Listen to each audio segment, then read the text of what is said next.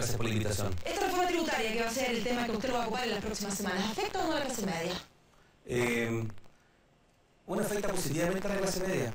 ¿No le afecta negativamente? Cuando yo diría un paso más atrás. Esta reforma persigue algo bien básico, que es recaudar más y de manera más equitativa, ¿ya? ¿Y para qué se quiere recaudar más? Para financiar algo que es muy demandado, que es una educación de calidad, particularmente gratuita. Dicho eso, a mí me habría gustado que tuviéramos un diagnóstico compartido y queremos hacer eso. Y después, que ojalá tuviera un diagnóstico, una herramienta compartida que es cómo vamos a dar cuenta de ese diagnóstico. Bueno, pero hasta el exministro de Hacienda, Felipe Larraín, presentó un proyecto que recauda un punto menos del PIB, pero 6.000 millones de dólares. Por lo tanto, partamos de la base de que el diagnóstico está compartido. Sí. La herramienta. La herramienta es muy importante. ¿Cuánto se recauda? Usted lo acaba de decir, el ministro Larraín recauda bastante menos que lo que recauda la propuesta del gobierno de la presidenta Bachelet. La presidenta Bachelet era de 8.200 millones, ¿ya? Y el ministro Larraín sería un punto de PIB para abajo. Senador, dicho eso, lo segundo más importante es no solamente cuánto voy a recaudar, sino que de qué forma voy a recaudar. ¿Quién paga el impuesto? ¿Ah? ¿Lo paga el 10% de mejores ingresos? ¿Lo pagan los chilenos con el IVA? Son distintos criterios para saber dónde está el esfuerzo económico.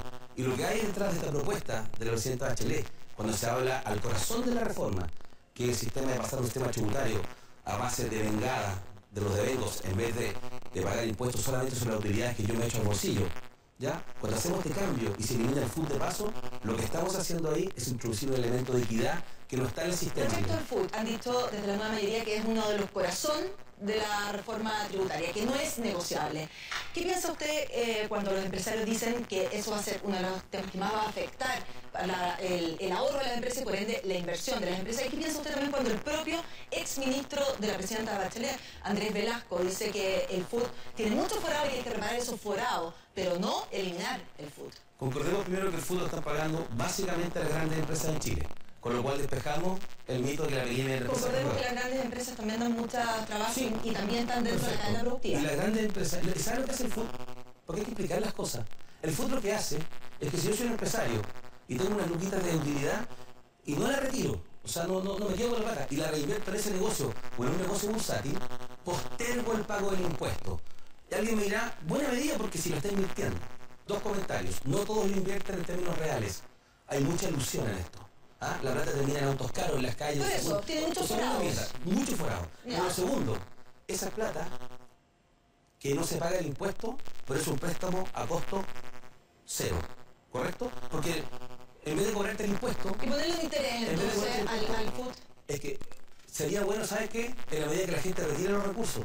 Pero en el tema del food nadie nunca retira los recursos. Por eso es la propuesta del exministro Velasco, ¿ah? Que en el papel suena como atractiva. Si mire, le vamos a cobrar un interés. Pero ocurre si las personas lo que hacen es dejar los recursos adentro indefinidamente y nunca lo retiran, da lo mismo si el interés sea... Muchas veces está adentro indefinidamente precisamente porque se está usando en capital de trabajo o en inversión de la propia empresa. Lo que ocurre es que todos los antecedentes señalan de que no está siendo bien utilizado y no es la forma más sana. Lo más lamentable que ocurrió acá es el clima que se ha generado en toda esta reforma. Eso le quería preguntar, ¿qué piensa usted? ¿Está muy polarizado el clima en Chile? Yo creo que no está sano, no está bueno el clima. ¿Para qué lo voy a mentir? No sé, ya, mejor me voy, me voy. Pero yo digo, no está sano el clima. Creo que está... ¿Por qué? Porque creo que algunos sectores han extremado los argumentos que no son ciertos. Decir que la cuenta de la luz va a subir un 22% el año 2018, eso no es cierto. ¿Y el video del gobierno, cómo contribuyó a este clima? ¿Sabe? ¿Usted vio el video? Sí. Yo vi el video. Yo vi el video. ¿Y sabe qué adjetivo más, adjetivos menos? Fue lo que a mí, yo pensé que el video iba a generar un punto de inflexión en la discusión. Pero por el contenido. Cuando se dice que 4.500 familias en Chile mensualmente tienen un per cápita de 82 millones de pesos. Cuando se habla de los poderes siempre también hay dolarización, ¿o no? El tema de fondo no es el adjetivo.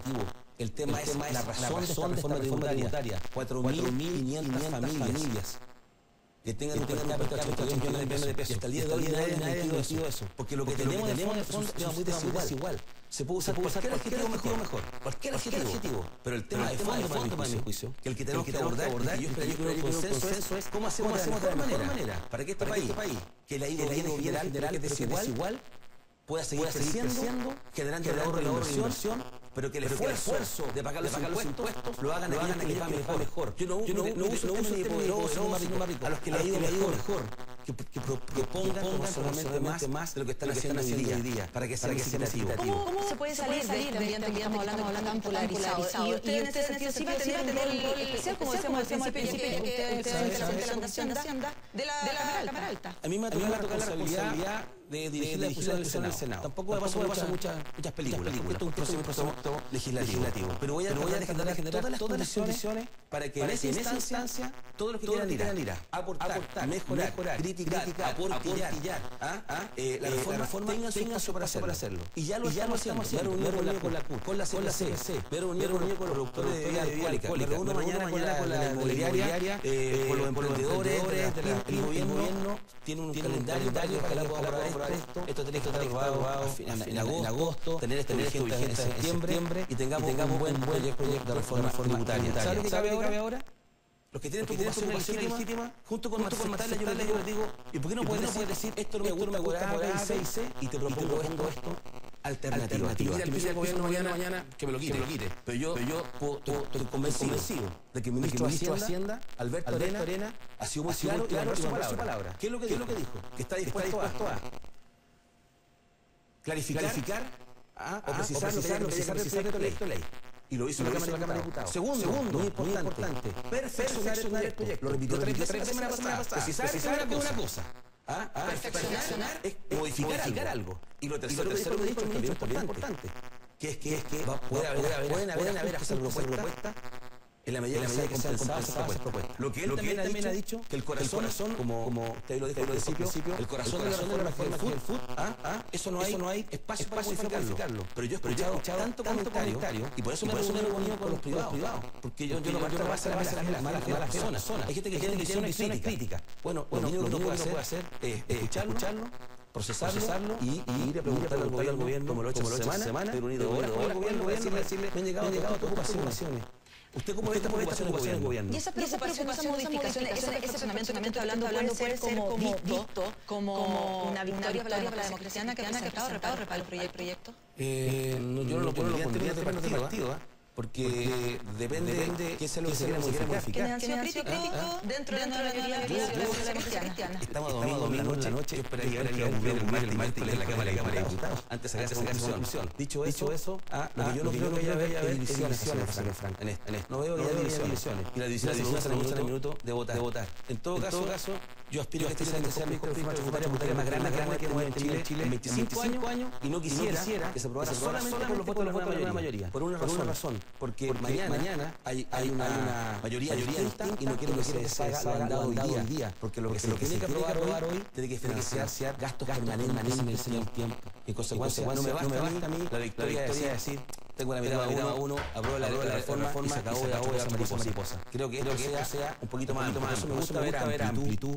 Me gusta ver al senador Osandón a la masa que ellos van a aprobar la idea en general. Otra cosa que no le gusta el proyecto. Pero yo prefiero que ellos sean parte de dibujar el mapa que viene el nuevo para Chile y que tomen el pincel y también le pongan los trazos a la lectura. Y no solamente el puro partido. Senador Ricardo Lagos, muchas gracias por conversar con nosotros esta noche. Muchas gracias, muy bien.